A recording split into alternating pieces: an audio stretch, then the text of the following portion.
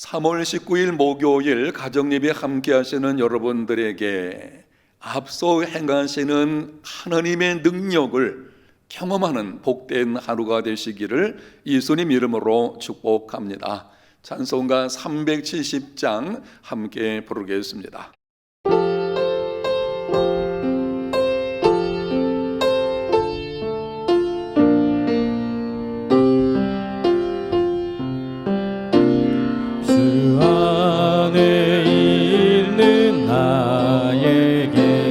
난 근심이 있으랴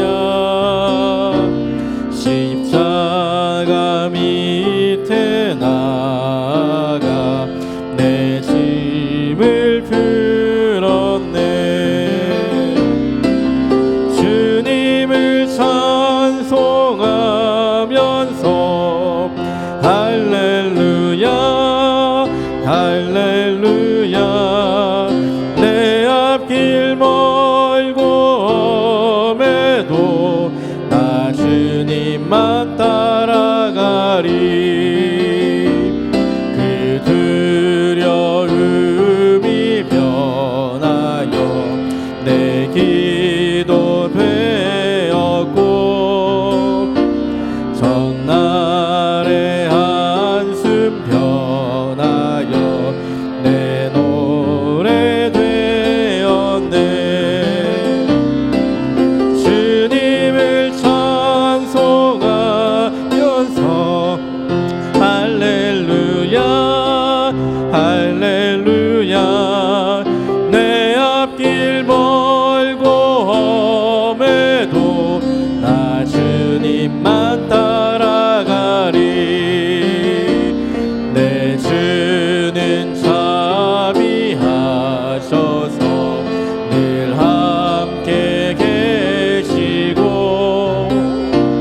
내 궁핍함을 아시고 늘 채워주시네. 주님을 찬송하면서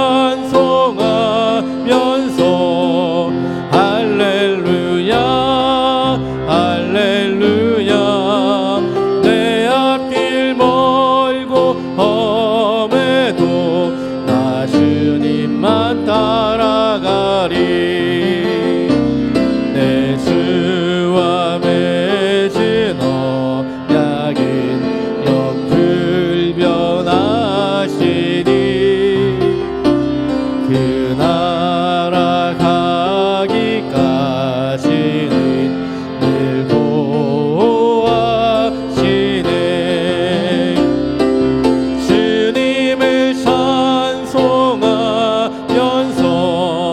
할렐루야 할렐루야 내 앞길 멀고 험해도 나 주님만 따라가리.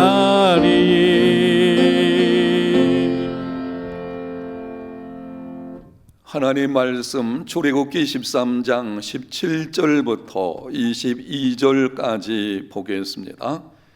구약성경 출애굽기 13장 17절부터 22절 말씀까지 바로가 백성을 보낸 후에 블레셋 사람의 땅의 길은 가까울지라도 하나님이 그들을 그 길로 인도하지 아니하셨으니 이는 하나님이 말씀하시기를 이 백성이 전쟁을 하게 되면 마음을 돌이켜 애굽으로 돌아갈까 하였습니다.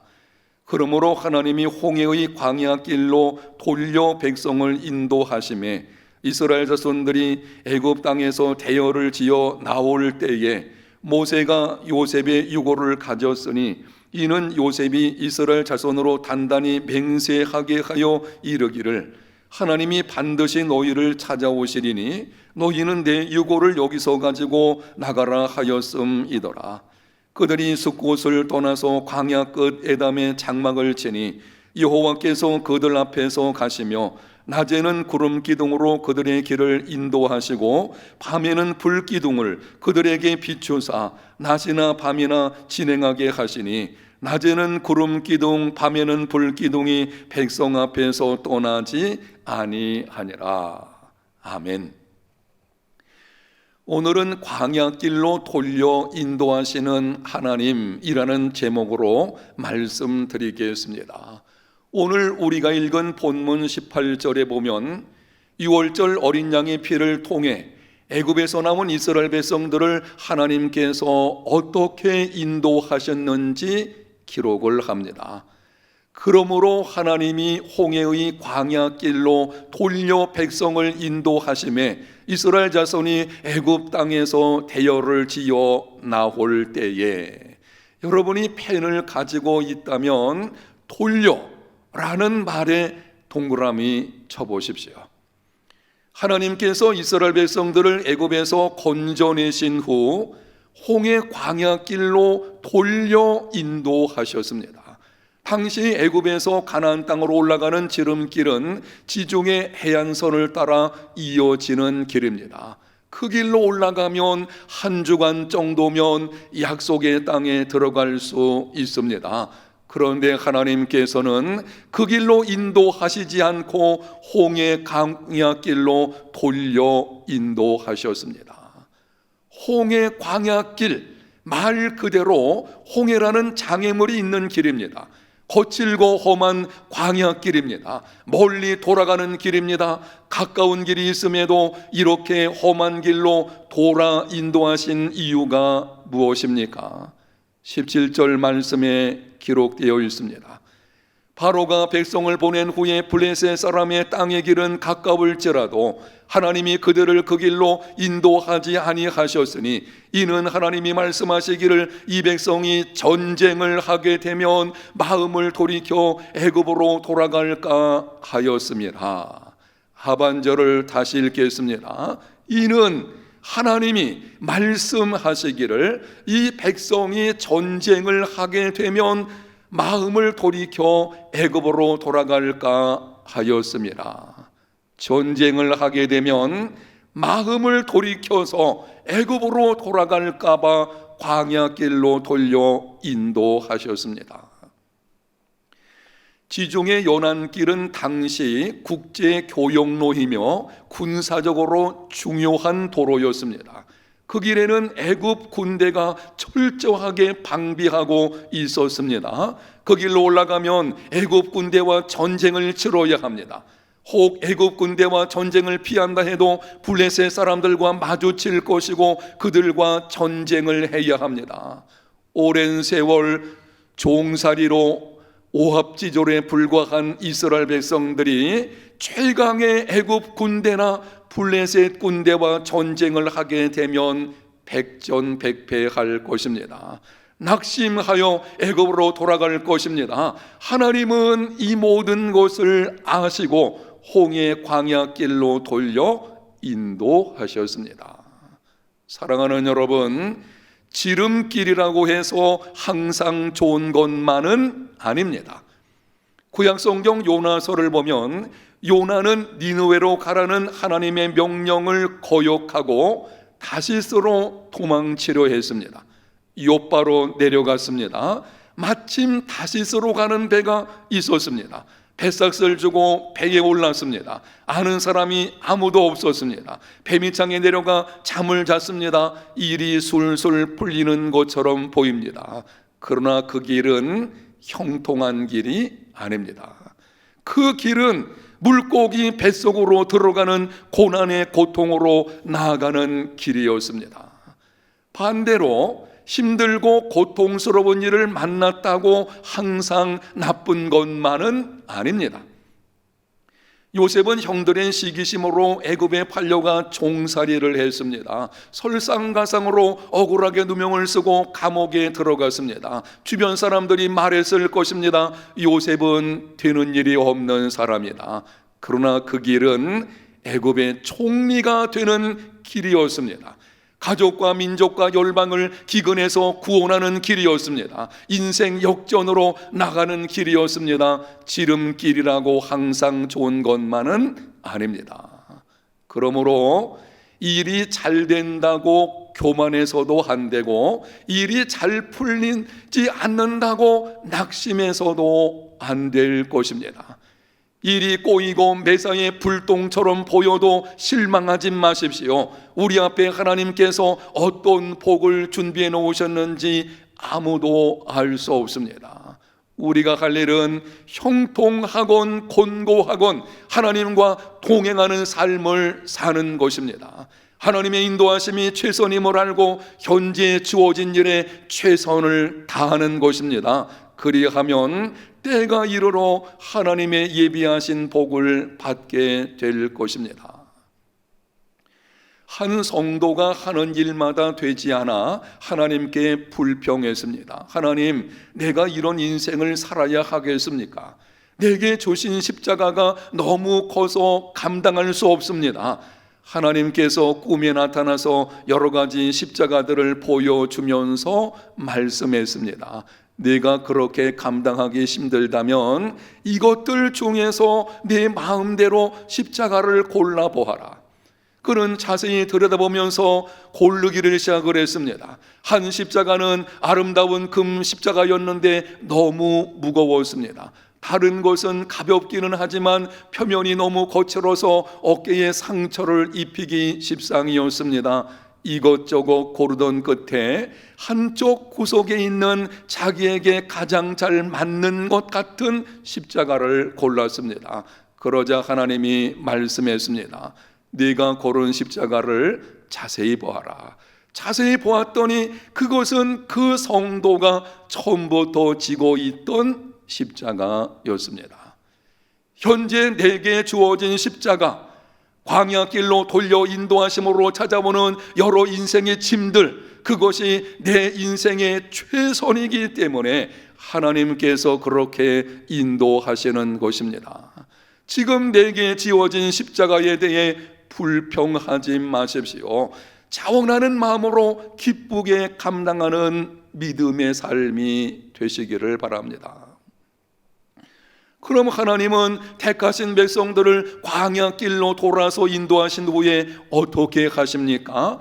21절을 보겠습니다. 여호와께서 그들 앞에서 가시며 낮에는 구름 기둥으로 그들의 길을 인도하시고 밤에는 불기둥으로 그들에게 비추사 낮이나 밤이나 진행하게 하시니 상반절을 주목하십시오.